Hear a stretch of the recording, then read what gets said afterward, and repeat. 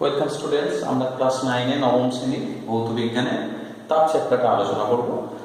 এই চ্যাপ্টারে আমরা দুটো বিষয়ের উপর আলোচনা করব, একটা হচ্ছে ক্যালোরিমিতি আর দ্বিতীয়ত হচ্ছে তাপ এবং কার্যের তুল্যতা। প্রথমত তাপ কি?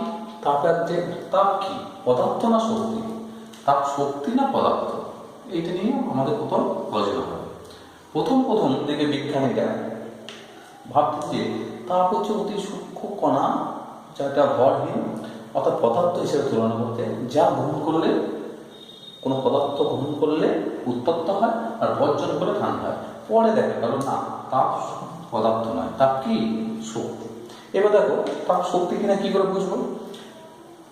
কোনো বস্তু আছে, বস্তুকে আমি কিছু পরিমাণ তাপ দিলাম, কি দেখা যাবে? তাপ দিলে কি হবে? আচ্ছা, তোমাদের যদি অনেক হাইলি ফুড খাওয়ানো হয়, কী হবে? তোমাদের মধ্যে কি শক্তি বাড়বে, তখন তোমরা খেলতে পড়তে এইসব পারবে। এবার যদি তোমাদেরকে 24 ঘন্টা 48 ঘন্টা না খাইয়ে রাখি, তারপরে যদি বলে খেলতে পারবে না, অর্থাৎ ভেতরে শক্তি নেই। তাহলে তাপ প্রদান করলে অণুগুলোর মধ্যে কি হয়? শক্তি পেল। তাপ প্রয়োগ করার আগে অণুগুলো ধরে এইভাবে কাঁপছিল, যেই তাপ দিলাম অণুগুলোর কম্পন বেড়ে গেল। কেন বাড়লো? তাপ শক্তি গ্রহণ করছে অণুগুলো। তাহলে কোনো বস্তুকে যদি তাপ দেওয়া হয়, অণুগুলো কম্পাঙ্ক বেড়ে যায়, অর্থাৎ বস্তুটা উত্তপ্ত হয়। আবার যদি তাপ বার করে না হয়, অণুগুলো কম্পাঙ্ক কমে যায়, অর্থাৎ ঠান্ডা হয়ে যায় বস্তুটা।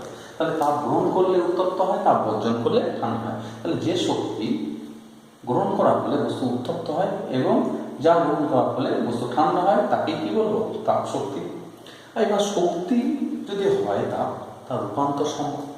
অর্থাৎ তাপ শক্তির থেকে আমরা কি পেতে পারি? তাপ শক্তি থেকে আলো শক্তি পেতে পারি। যেমন ভাস্বর ল্যাম্প মানে ফিলামেন্ট যুক্ত ল্যাম্প, বাইরে দেখে আছে ফিলামেন্ট যুক্ত ল্যাম্প, অর্থাৎ ফিলামেন্ট যুক্ত ল্যাম্প যেগুলো হয়, সেই ল্যাম্পগুলোতে তড়িৎ প্রবাহের ফলে তড়িৎ শক্তি তাপ শক্তিতে, এই আলোক শক্তিতে রূপান্তরিত হয়।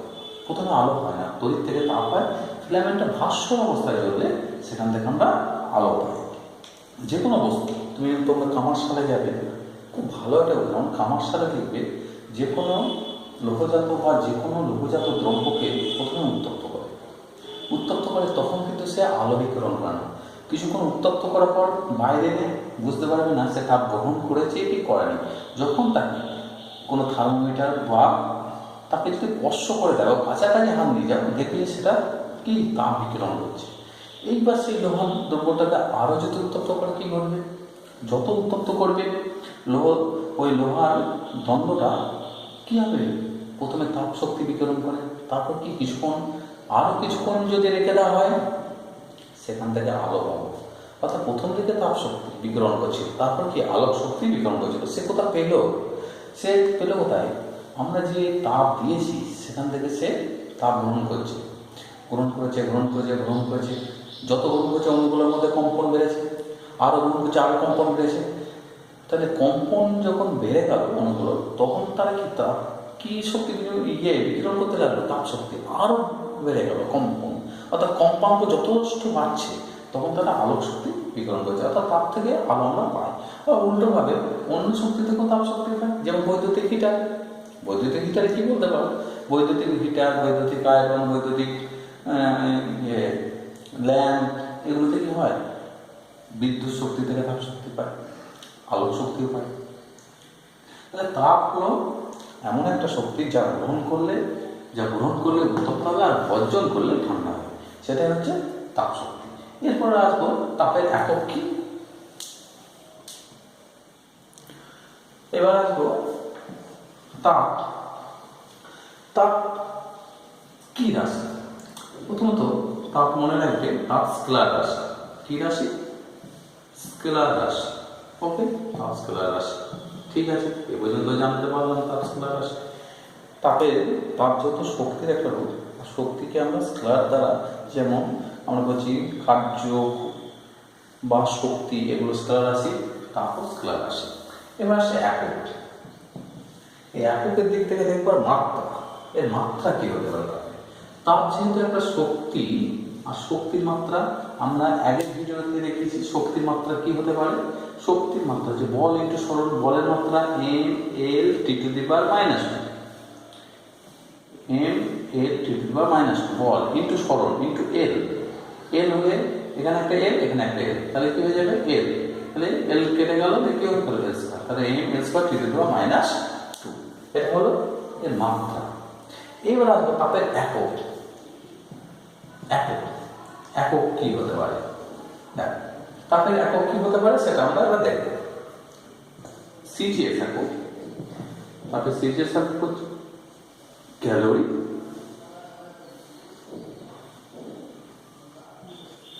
ক্যালোরি, এসআই একক কি জুল। তাপের সিজিএস একক হচ্ছে ক্যালোরি, এসআই একক জুল। ক্যালোরির সংজ্ঞা তোমরা পেয়ে যাবে কি, 1 গ্রাম ভরের জলের উষ্ণতা 1 ডিগ্রি সি বাড়াতে যে পরিমাণ তাপ লাগে তাকে 1 ক্যালোরি বলা হয়। অর্থাৎ তুমি একটা পাত্রে 1 গ্রাম জল নিয়েছো, জল আছে কত 1 গ্রাম, তার উষ্ণতা কত ডিগ্রি বাড়াচ্ছ 1 ডিগ্রি বাড়াচ্ছ। 1 গ্রাম জলের উষ্ণতা 1 ডিগ্রি বাড়াতে যে পরিমাণ তাপ লাগে তাকে 1 ক্যালোরি বলা হয়। অর্থাৎ যে পরিমাণ তাপ দিলে 1 গ্রাম জলের ভর 1 ডিগ্রি সি উষ্ণতা বৃদ্ধি পায় তাকে 1 ক্যালোরি বলা হয়। যদিও সংজ্ঞাটা পরে দেবে, এটাকে আরো সূক্ষ্মভাবে বললে জলের উষ্ণতা 0 থেকে 100 পর্যন্ত সম হবে। এটা সবার জন্য নয়, জলের উষ্ণতা 0 ডিগ্রি সি থেকে 100 ডিগ্রি বাড়ালে সম হারে বাড়ে না, সম হারে, অর্থাৎ 0 থেকে 1 ডিগ্রি করতে যে পরিমাণ তাপ লাগবে 1 থেকে 2 করতে 2 ডিগ্রি করতে তাপ থেকে তাপের পরিমাণ কি হবে পরিবর্তন হবে, অর্থাৎ ততটা লাগবে না। আবার 15 থেকে 16 করতেও ততটা লাগে না। তাহলে 0 থেকে 100 করতে যে পরিমাণ তাপ লাগে তার 1 ভাগ, 100 ভাগের 1 ভাগকে গড় ক্যালোরি বলা হয়। সাধারণত এর সংজ্ঞার সময় 14.5 ডিগ্রি সি থেকে 15.5 ডিগ্রি সি এই উষ্ণতায় জলকে উত্তপ্ত করতে যে পরিমাণ তাপ লাগে তাকে 1 ক্যালোরি সম্ভব হয়। তোমাদের ক্ষেত্রে অত বলা দরকার নেই, 1 গ্রাম ভরের জলের উষ্ণতা 1 ডিগ্রি সি বাড়াতে যে পরিমাণ তাপ লাগে তাকে 1 ক্যালোরি বলে। তাপের এসআই একক কি জুল, তাপের এসআই একক জুল, ব্যাস তাপের এসআই একক জুল। এবং খেয়াল রাখবে 1 ক্যালোরি ইকুয়ালস টু এই এটা 1 ক্যালোরি সমান 4.2 জুল। 1 ক্যালোরি সমান কত জুল? 4.2 জুল। এই পর্যন্ত আমরা দেখব। এরপর আসবে তাপের প্রয়োগ।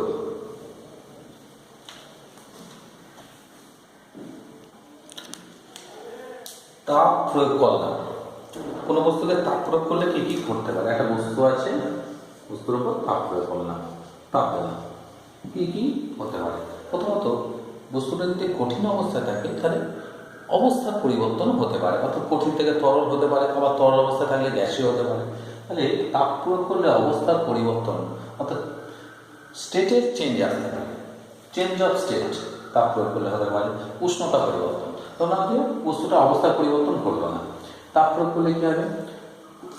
তাপের চাপ আমরা তাপ প্রয়োগ করলে কি অণুগুলোর মধ্যে কি, অণুগুলোর মধ্যে মিন গড় ডিস্টেন্স, অর্থাৎ অণুগুলোর মধ্যে দূরত্ব বৃদ্ধি পায়।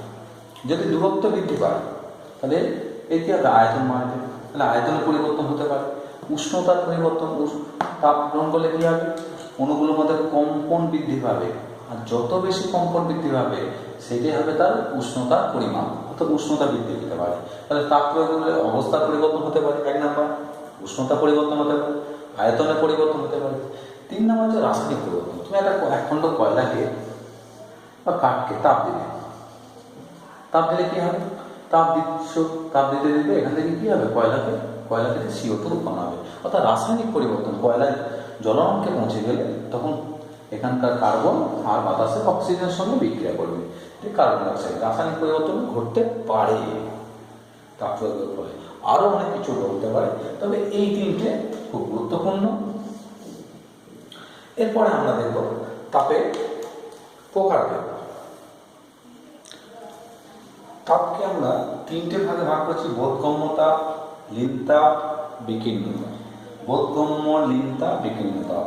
খেয়াল করে দেখবো বোধগম্য তাপ কি। কোনো বস্তুকে যদি তাপ দেওয়া হয়, কোনো বস্তুকে যদি তাপ দেওয়া হয় তাহলে বস্তুটা কি হবে? উত্তপ্ত হবে। বুঝবো কি করে? একটা থার্মোমিটার যদি এখানে আমি রেখে দিই, এখানে থার্মোমিটার যদি রেখে দিই তাহলে দেখবো যে থার্মোমিটারের উষ্ণতা বৃদ্ধি পাচ্ছে, অর্থাৎ ডিগ্রি উষ্ণতা বাড়ছে। একে বলবো বোধগম্য, অর্থাৎ বস্তুটা তাপ গ্রহণ করেছে কিনা বুঝবো যদি থার্মোমিটারের সাহায্যে আমরা বস্তুর উষ্ণতা বৃদ্ধি পেতে দেখি বা হ্রাস পেতে দেখি। অর্থাৎ বস্তুর উষ্ণতা যদি পরিবর্তন হয় তাহলে বলবো যে পরিমাণ তাপ দিয়েছি, প্রয়োগ করেছি বা নিষ্কাশন করেছি সেটা হবে বোধগম্য তাপ। তাহলে বোধগম্য তাপ প্রয়োগ করলে কি হয়, যে তাপ বস্তুর উষ্ণতা বৃদ্ধি ঘটায় তাকে বোধগম্য তাপ। লীন তাপ কি করে, বস্তুর মধ্যে অবস্থা পরিবর্তন হয়, অর্থাৎ যে তাপ প্রয়োগ করলে বস্তুর অবস্থা পরিবর্তন ঘটে সেই তাপটাকে কিন্তু আমরা থার্মোমিটার সাহায্যে মেজার করতে পারবো না।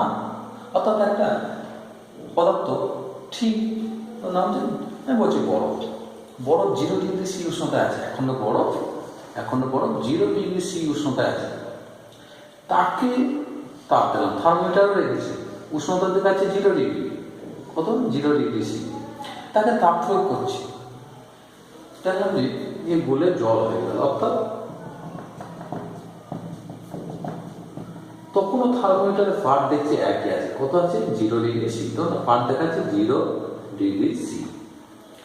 তাহলে তো এই যে তাপটা দিলাম মেজার করতে পারলাম না থার্মোমিটার সাহায্যে, যদিও থার্মোমিটার তাপের মেজার করা হয় না, সরাসরি উষ্ণতা মেজার করা, তবুও দেখা গেলো এই তাপটাকে আমি থার্মোমিটারে মেজার করতে পারছি না, তাহলে সেটা হলো নীল তাপ। আর বিকিরণ তাপ সূর্য থেকে যে বা অন্যান্য নক্ষত্র থেকে যে তাপগুলো আসে, অর্থাৎ কিসের কি আকারে আসে, তড়িৎচুম্বকীয় তরঙ্গের আকারে, কোনো মাধ্যম ছাড়া। আমরা জানি তাপের সঞ্চালন কি হয়, পরিবহন পরিচলন, এই দুটো মাধ্যমে প্রয়োজন। আর বিকিরণ, যাকে বিকিরণ তাপ বলছি, সূর্য থেকে আগত তাপ, তাহলে সূর্য থেকে যে তাপগুলো আসে সেগুলোকে আমরা বিকিরণ তাপ বলবো, অর্থাৎ সেগুলোকে আমরা থার্মোমিটারের সাহায্যে মেজার করতে পারি না।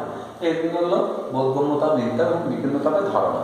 নেক্সট চলে আসবো আমরা এরপরে সব উষ্ণতা।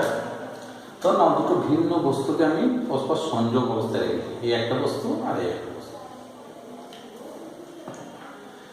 দেখা যাচ্ছে এই বস্তু থেকে তাপ এতে যাচ্ছে, কিসের আদান প্রদান হচ্ছে, তাপের, অর্থাৎ এই বস্তু থেকে তাপ এখানে যাচ্ছে।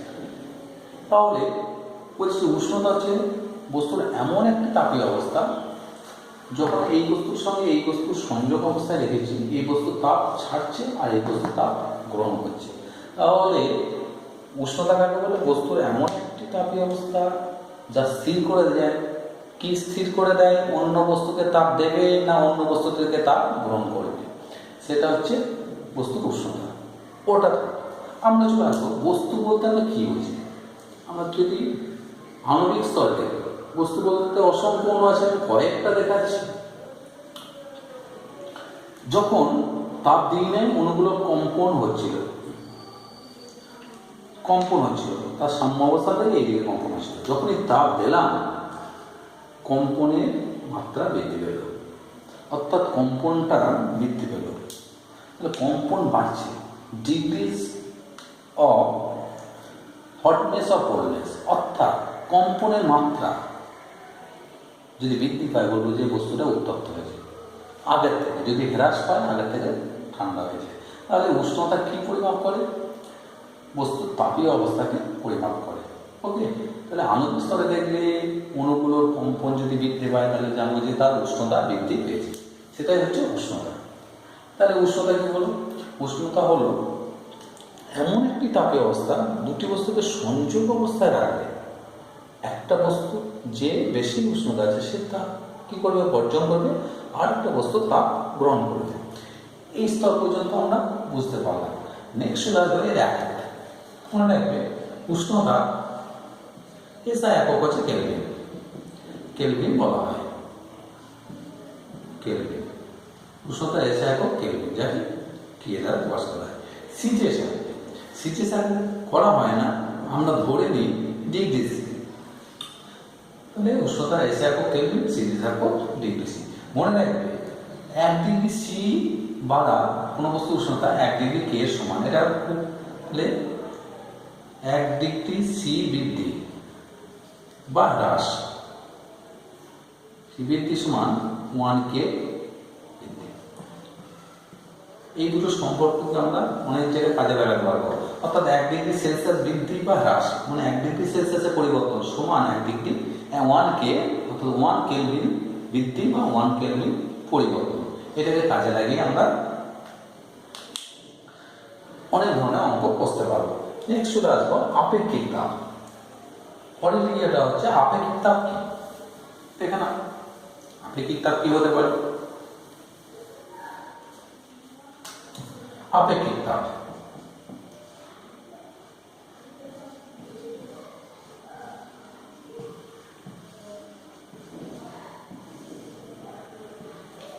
প্রথম সংজ্ঞাটা দেখে নিই, পরে আবার এর সম্বন্ধে জানবো। আপেক্ষিক তাপ কি? 1 গ্রাম ভরে কোনো একটা পদার্থ নিলে, ভর হচ্ছে 1 গ্রাম, এর ভর কত? 1 গ্রাম। এর উষ্ণতা যা আছে তাপ দিলে যে পরিমাণ, তাহলে 1 গ্রাম ভরের পদার্থে যে পরিমাণ তাপ দিলে এর উষ্ণতা বৃদ্ধি, যা ছিল তার থেকে 1 ডিগ্রি বৃদ্ধি হলো। তাহলে 1 গ্রাম ভরে কোনো পদার্থে 1 ডিগ্রি উষ্ণতা বৃদ্ধি করতে যে পরিমাণ তাপ লাগে তাকে ওই পদার্থের আপেক্ষিক তাপ বলে। তাকে ওই পদার্থের আপেক্ষিক তাপ বলা হয়। তাহলে আপেক্ষিক তাপ কাকে বলে? 1 গ্রাম ভরে কোনো পদার্থে 1 ডিগ্রি উষ্ণতা বৃদ্ধি করতে যে পরিমাণ তাপ লাগে সেই তাপকে, এই পরিমাণ যে পরিমাণ তাপ লাগে এই তাপটাকে বলবো ওই বস্তু আপেক্ষিক তাপ। মনে রাখবে এক এক বস্তুর আপেক্ষিক তাপ এক এক রকম হয়, এক এক বস্তুর আপেক্ষিক তাপ এক এক রকম হয়। এর একক কি? এর একক হবে, দেখো আপেক্ষিক তাপের সংজ্ঞা পেলাম একক, একক সিজিএস একক, সিজিএস এবং এসআই। সিজিএস একক কি হবে? যে পরিমাণ তাপ পেয়েছি, অর্থাৎ calorie per gram degree C, G for gram আর ডিগ্রি সি। তাহলে calorie per gram degree C, অর্থাৎ 1 গ্রাম ভরে কোনো পদার্থের 1 ডিগ্রি সি উষ্ণতা বৃদ্ধি করতে যে পরিমাণ তাপ লাগে তাকে বলা হয় ওই পদার্থের আপেক্ষিক তাপ।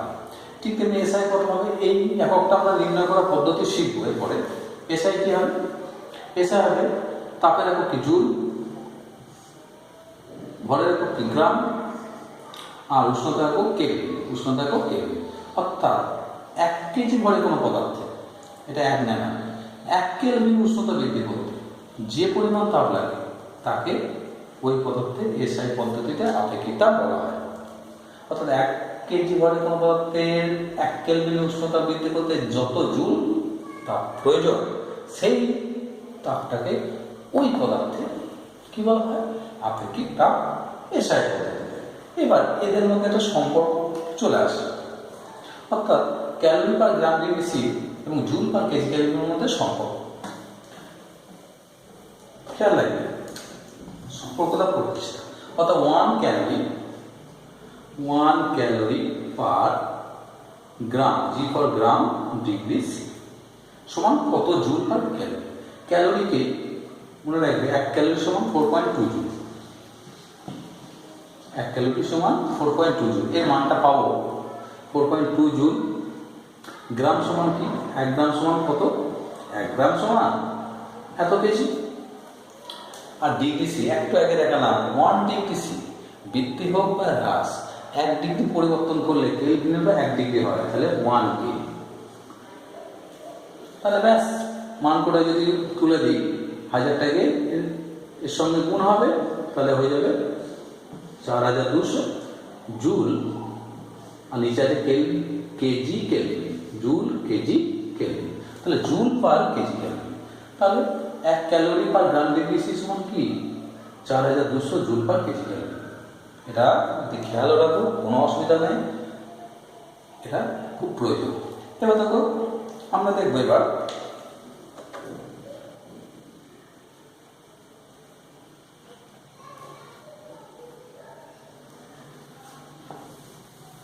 যত ধরনের পদার্থ আছে তরল এবং গ্যাস, প্রশ্ন আসতে পারে জলের আপেক্ষিক তাপ। মনে রাখবে যত ধরনের পদার্থ আমরা পাবো তার মধ্যে জলের আপেক্ষিক তাপ সব থেকে বেশি। তো জলের আপেক্ষিক তাপ সব থেকে বেশি কত? জলের আপেক্ষিক তাপ সিজিএস হচ্ছে 1, অর্থাৎ জলের আপেক্ষিক তাপ 1, 1 calorie per gram degree C জলের আপেক্ষিক তাপ। অন্যান্য পদার্থে তুমি যদি তামার ধরো তাহলে আপেক্ষিক তাপ ধরো না, তামার আপেক্ষিক তাপ, তামার আফর আপেক্ষিক তাপ হচ্ছে 0.09 বলতে কি বোঝায়? তামার আপেক্ষিক তাপ 0.09 বলতে কি বোঝায়? অর্থাৎ 0.09 calorie per gram degree C বলতে কি বোঝায়? তুমি 1 খণ্ড তামা নিলে 1 গ্রাম ভরে, তাহলে 1 গ্রাম ভরে তামা নিলে তার উষ্ণতা যা ছিল 1 ডিগ্রি বাড়ালে কত ডিগ্রি বৃদ্ধি করলে? 1 ডিগ্রি বাড়ালে। আচ্ছা, তামার উষ্ণতা বৃদ্ধি পেয়েছে, তোমরা কি তাপ দিয়েছো? কত তাপ দিয়েছো? এই তাপটা হচ্ছে 0.09 ক্যালোরি। তাহলে এখান থেকে কি বুঝতে পারলাম? 1 গ্রাম ভরে তামার 1 ডিগ্রি সি উষ্ণতা বৃদ্ধি করতে এত ক্যালোরি তাপের প্রয়োজন। তামার আপেক্ষিক তাপ 0.09 বলতে এটাই বোঝায়। তাহলে জলের আপেক্ষিক তাপ কত হয়? তামার না, এটা হলো জলের আপেক্ষিক তাপ 1। এর অর্থ কি? জলের আপেক্ষিক তাপ 1, তাহলে 1 calorie per gram degree C. 1 gram জলের উষ্ণতা 1 ডিগ্রি সি বাড়াতে 1 ক্যালোরি তাপের প্রয়োজন হয়। এটা হলো সিজিএস। যদি বলা জলের আপেক্ষিক তাপ এসআই কত?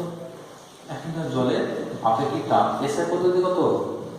4200 জুল পার কেজি কেলভিন। এর অর্থ কি? 1 কেজি ভরে জল নিলে 1 কেজি ভরে জল নিলে তার উষ্ণতা 1 কে অর্থাৎ 1 কেলভিন বৃদ্ধি করতে এত জুল তাপের প্রয়োজন। ব্যাস, এর সম্বন্ধ হলো। এবার দেখো জলের আপেক্ষিক তাপ সর্বাধিক, এর সুবিধায় জলের যে আপেক্ষিক তাপ সর্বাধিক তার সুবিধা কার সুবিধা? জলের আপেক্ষিক তাপ সর্বাধিক হওয়ার সুবিধা হলো কি সেটা আমরা আলোচনা করব। জলের আপেক্ষিক তাপ সর্বাধিক হয় দেখবে যে সেক, আমাদের কোনো কিছু সেক দেওয়ার জন্য আমরা কেরোসিন ব্যবহার করি না বা দুধ ব্যবহার করি না, আমরা জল ব্যবহার করি। কারণ জলের আপেক্ষিক তাপ বেশি। যার আপেক্ষিক তাপ বেশি একই উষ্ণতা বৃদ্ধি করবে দুটো পদার্থ, একটা তুলনা করে আপেক্ষিক তাপ। অন্য একটা পাত্রে জল আছে, একদম সিম্পল, 1 গ্রাম জল আছে, এর উষ্ণতা ঘরের উষ্ণতা ধর না 25 ডিগ্রি। আর 1 খণ্ড তামা আছে, এরও ভর 1 গ্রাম, এর উষ্ণতা 25 ডিগ্রি সি। তাহলে ভর একই, উষ্ণতা একই, 1 ডিগ্রি বাড়াবো, এ 25 থেকে 26 করবো জলটাকে। এটা হচ্ছে জল, এটা হচ্ছে তামা, এটা হচ্ছে জল। এর 1 ডিগ্রি উষ্ণতা বাড়াবো, অর্থাৎ 26 করবো। 25 থেকে কত করবো? 26। তাহলে 25 থেকে 26 করতে গেলে একে কত তাপ দিতে হবে? তো 0.09 ক্যালোরি। আর এর 25 থেকে 26 করতে গেলে কত তাপ দিতে হবে? একে 1 ক্যালোরি। তাহলে খেয়াল করো, এও 26 ডিগ্রি সি উষ্ণতায় আছে, এও 26 ডিগ্রি সি উষ্ণতায় আছে। একে দিয়েছি 0.09 ক্যালোরি আর একে কত? 1 ক্যালোরি। তাহলে জলের আপেক্ষিক তাপ বেশি হওয়ার সুবিধা কি? দুজনের উষ্ণতা সমান হলে কি হবে? সরি এটা জল ধরেছি, এটা 1 ক্যালোরি, এটা জল, এটা 1 ক্যালোরি, এটা হচ্ছে 0.09 ক্যালোরি। খেয়াল করে দেখো, দুজনের উষ্ণতা 26, এর 25 থেকে 26, কিন্তু কার মধ্যে তাপের পরিমাণ বেশি? জলের মধ্যে। অর্থাৎ জলের আপেক্ষিক তাপ বেশি হওয়ার সুবিধা, জলকে একই উষ্ণতায় উত্তপ্ত করা হলো, একেও 26 করা হলো, একে 26 করা হলো, এর মধ্যে তাপের পরিমাণ বেশি আছে। এই তাপকে কাজে লেগে আমরা সেক দেওয়ার কাজে জলকে দেখবে যে রেডিয়েটারে, তোমরা জেনারেটর বা ডায়নামো দেখেছো, ডায়নামোতে প্রচুর পরিমাণ তাপ উৎপন্ন হয়। সেই তাপটাকে ঠান্ডা করার জন্য কী করা হয়? জলের একটা দেখবে ট্যাঙ্ক আছে, জলের ডায়নামো ট্যাঙ্ক ব্যবহার করা হয়। বিভিন্ন জায়গায় জলের প্রয়োগ আছে। আপেক্ষিক তাপ বেশি হওয়ায় এটা সুবিধা, অর্থাৎ একই পরিমাণ উষ্ণতা বৃদ্ধি করতে জল অনেক বেশি পরিমাণ তাপ নেয়। তাহলে যদি আমি ডায়নামোতে জল ব্যবহার না করে আমি যদি ধরলাম যে দুধ ব্যবহার করছি, তাহলে কী দেখা যেত? 5 মিনিট পরে ফুটে গেল। কিন্তু যদি আমি জল ব্যবহার করি 5 মিনিট না, হয়তো 50 মিনিট পর জলটা ফুটলো। তাহলে আমার বেশি আপেক্ষিক তাপ হওয়ায় সুবিধাটা একই উষ্ণতা বৃদ্ধি করতে জল অনেক বেশি পরিমাণ তাপ গ্রহণ করবে, তবে তার উষ্ণতা বৃদ্ধি পাবে। আর একইভাবে উল্টো, জল ঠান্ডা হতে দেখবে যে অনেক বেশি তাপ অনেক বেশি সময় নেয়, অথবা অনেক বেশি তাপ বর্জন করে। সেই জন্য তোমাদের একটা প্রশ্ন আমি রাখছি, লিকার চা আর দুধ চা। লিকার চা একটা কাপে লিকার আছে, একটা কাপে দুধ চা আছে, সম পরিমাণ উষ্ণতা দুজনেরই সমান, ধর না এরও 50 এরও 50। এটা লিকার চা, এটা হচ্ছে দুধ চা। কোনটা তাড়াতাড়ি ঠান্ডা হবে? তোমাদের কাছে প্রশ্ন থাকলো। চলে আসে আমরা পরের পার্ট। বস্তু দ্বারা গৃহীত তাপ বা বর্জিত তাপ কোন কোন বিষয়ের উপর নির্ভর করে? আমি লিখিয়ে দিয়েছি তিনটি বিষয়: বস্তুর ভর, বস্তুর উষ্ণতা বৃদ্ধি এবং পদার্থের, বস্তুর কি পদার্থ দ্বারা তৈরি তার প্রকৃতির উপর নির্ভর করে। ভরের উপর কিভাবে নির্ভর করে? ধরে নাও একই পদার্থে তৈরি, একই উষ্ণতা বৃদ্ধি, অর্থাৎ দুটোই একই পদার্থে তৈরি, দুটোই তো আমার তৈরি, উষ্ণতা বৃদ্ধি দুটোর ক্ষেত্রে 50 নাও 75 ডিগ্রি উষ্ণতা বাড়ালাম, এরও 75 বাড়িয়েছি, এরও 75 বাড়িয়েছি, উষ্ণতা যা ছিল তার থেকে 75 বাড়িয়েছি। কে বেশি তাপ নেবে? কাকে তত্ত্ব কে বেশি তাপ নেবে? এর দ্বারা গৃহীত তাপ কি এর থেকে বেশি, অর্থাৎ এ যে পরিমাণ তাপ গ্রহণ করেছে তার থেকে এই বেশি পরিমাণ তাপ গ্রহণ করতে হবে, মানে ভর বেশি। অর্থাৎ গৃহীত বা বর্জিত তাপ পদার্থের ভরে কি সমানুপাতিক, মানে গৃহীত তাপ পদার্থের ভরের সমানুপাতিক উষ্ণতা বৃদ্ধি। এবার ভর একই রাখা হয়েছে, পরেরটা কি উষ্ণতা বৃদ্ধি না রেখে উষ্ণতা বৃদ্ধি, দুটো একই ভরের পদার্থ, একই রকমের পদার্থ, ভর একই, দুজনের ভর একই, এটা ধরো 1 কেজি, এটাও 1 কেজি, তাহলে ভর একই, পদার্থটা একই, এটাও তামার তৈরি, এটাও তামার তৈরি, এটাও কপার, এটা কপার। এবার এর উষ্ণতা বৃদ্ধি ধরো 15 ডিগ্রি বাড়িয়েছি, আর বাড়িয়েছি 50 ডিগ্রি বাড়িয়েছি, তাহলে এর উষ্ণতা 50 যা ছিল ধরো না 25 থেকে 75 করেছে, এর 25 থেকে 40 করেছে, অর্থাৎ বেড়েছে 15, বেড়েছে 50। একে বেশি তাপ দিতে হবে, অর্থাৎ যার উষ্ণতা বৃদ্ধি বেশি তার দ্বারা গৃহীত তাপের পরিমাণও বেশি, তাহলে উষ্ণতা বৃদ্ধি তাপ গৃহীত তাপ আর উষ্ণতা বৃদ্ধির সমানুপাতিক। নেক্সট আসো পদার্থের প্রকৃতি, একটা তামার তৈরি আর এটা ধরো লোহার তৈরি, কি দেখা যায়? তাহলে ভর একই, দুজনের 1 কেজি, উষ্ণতা বৃদ্ধি ধরো এরও 15, এরও ধরো 15, তাহলে ভর একই, উষ্ণতা বৃদ্ধি একই, 15, এটা তামা, এটা লোহা। কি দেখা যাবে? দুজনের দ্বারা গৃহীত তাপ আলাদা, কারণ একই নয়, আলাদা, তাহলে পদার্থের প্রকৃতির উপর নির্ভর করে। এই তিনটির উপর বেস করে আমরা বলতে পারি গৃহীত বা বর্জিত তাপ H সমান mHT। এই সূত্রটা চেনা চেনা তোমাদের লাগছে, দেখো ক্লাস 8-এ পড়েছো, H সমান mHT, অর্থাৎ গৃহীত তাপ সমান বস্তুর ভর ইন্টু S, S হচ্ছে আপেক্ষিক তাপ, T হচ্ছে সময়, অর্থাৎ এই সময় বলছি, T হচ্ছে উষ্ণতা বৃদ্ধি, তাহলে H সমান mHT, ভর, আপেক্ষিক তাপ এবং উষ্ণতা বৃদ্ধি। এটা হচ্ছে গৃহীত তাপ বা বর্জিত তাপের ফর্মুলা। আমরা এবার ক্যালোরি নীতি, মূলনীতিটা করব। ক্যালোরি নীতি, মূলনীতি। এখানে দেখো এটা একটা পাত্র, পাত্রের মধ্যে তরল আছে, তরলের মধ্যে একটা বস্তু আছে, অবশ্যই সেটা উষ্ণ বস্তু, তাহলে এই উষ্ণ বস্তুকে রাখা হচ্ছে তরলের মধ্যে, তরলটা এই উষ্ণ বস্তুর থেকে ঠান্ডা, তাহলে আমরা কি দেখতে পাবো? এই বস্তুটা ক্রমশ ঠান্ডা হচ্ছে আর তরলটা ক্রমশ উত্তপ্ত হচ্ছে। কেন হচ্ছে? এই বস্তুটা উষ্ণ বস্তু কি করছে? তাপ বর্জন করছে, কাকে দিচ্ছে? তরলকে দিচ্ছে, তাহলে উষ্ণ বস্তু তাপ বর্জন করছে, আর কে গ্রহণ করছে? তরল তাপ গ্রহণ করছে। এই প্রক্রিয়াটা কতক্ষণ চলতে থাকে? বলছে এই প্রক্রিয়াটা ততক্ষণই চলতে যাবে যতক্ষণ না দুজনার উষ্ণতা সমান হয়। উষ্ণতা সমান হলে এ আর তাপ বর্জন করবে না এবং তরল তাপ গ্রহণ করবে না। এটাই ক্যালোরি নীতির মূলনীতি।